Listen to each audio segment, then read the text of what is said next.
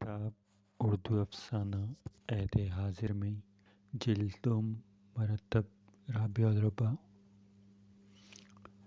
افسانہ نگار زیب اسکار حسین پیدائش 4 نومبر سن 1960 سرگودا تعلیم ایم اے اردو کراچی یونیورسٹی تصنیف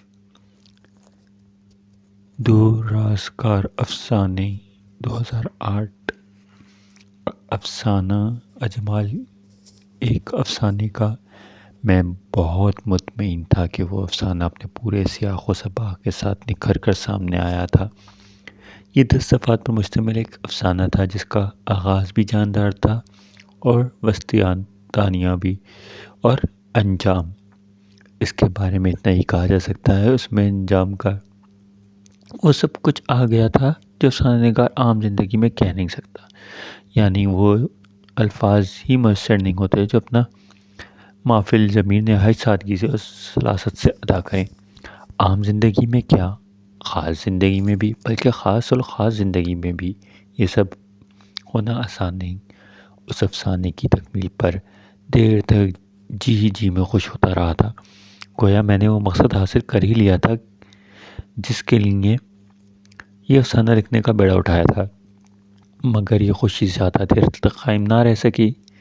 افسانے کے 2 صفحات کہیں ادھر ادھر ہو گئے تھے۔ یہ دونوں صفحات گویا افسانے کی جان تھے۔ چھٹے سفر پہ ہی تو افسانہ اپنے ارتقاء کا اگلے مرحلے میں داخل ہو جاتا ہے، اور 7واں صفحہ آئندہ کے 3 صفحات کا مقدر طے کرتا ہے۔ یہ وہ 2 صفحات غائب کیا ہوئے میرے افسانے کا مقدر ہی تاریک ہو گیا تھا۔ وہ صفحات کہاں چلے گئے تھے، بات کچھ پلے نہیں پڑ رہی تھی۔ کل رات تک میں نے 10 صفحات کی گنتی کی تھی، پورے 10 صفحات میں نے تہہ کر کے ایک فائل میں رکھ دیے تھے، بس غلطی یہ ہوئی کہ انہیں فائل میں باقاعدہ طور پر لگایا نہیں تھا۔ میں نے سوچتا تھا صبح اٹھتے ہی ان صفحات کو کمپوزنگ کے لیے دے دوں گا، اور جب یہ ٹائپ ہو جائیں گے تو پھر انہیں فائل میں سیٹ کر کے لگاؤں گا۔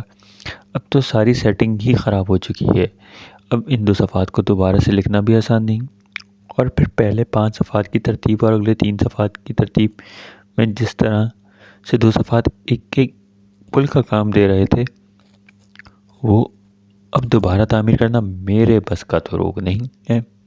کبھی تو سوچتا ہوں کہ فی الوقت بھول جاؤں ان صفحات کو، اور جو صفحات میسر ہیں ان کی نئی ترتیب قائم کر دوں۔ اس نئی ترتیب کے اعتبار سے 8 صفحوں پر مشتمل ایک افسانہ بن سکتا ہے، مگر یہ سوچ کر ہمت نہ پڑتی کہ افسانے کا اثر دیا جاتا رہے گا۔ چند سطروں کی بات ہوتی تو کوئی حرج ہی نہ تھا، مگر اتنی بڑی ناانصافی کہ وسطانیے کے 2 صفحات بھی غائب کر دیے جائیں، مجھ سے نہیں ہو سکے گا۔ ویسے تو افسانہ بھی میرے عام افسانوں جیسا ہی تھا، کوئی خاص بات نہیں تھی، کوئی ایسی بات جس پر سر دھونا جا سکے یا وہ واہ کے ڈونگرے برسائے جائیں۔ نہ تو کوئی چونکنے والی بات تھی، نہ کوئی چونکانے والی۔ وہی عام سے منہ بسورتے کردار، اپنی پریشانیوں کی دہائی دیتے، سیاست دانوں کی باتوں کو بے وقت قرار دینے والے، نہ حکمرانوں سے خوش، نہ حزب اختلاف سے راضی۔ جس کی بات کی جاتی اس پر جیرا شروع کر دیتے۔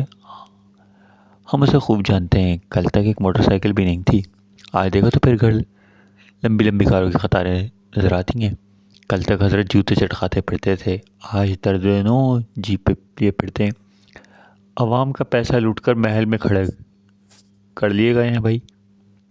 سیاست کے نام پر چوری چکاری اور بلیک میلنگ کا دھندا کرتے ہیں، غریب کا خون چوستے ہیں۔ ایک کردار کا لقمہ دینا بھی یاد آتا ہے، پہلے خون چوستے ہیں، پھر ناکارہ وجود کو کرائے کے قاتلوں کے حوالے کر دیتے ہیں۔ کسی نے یہ بھی کہا تھا، اس ترقی یافتہ دور میں انسانوں کے خون کی ہولی کھیلی جا رہی ہے، کوئی مزاحمت سوچتا بھی نہیں ہے۔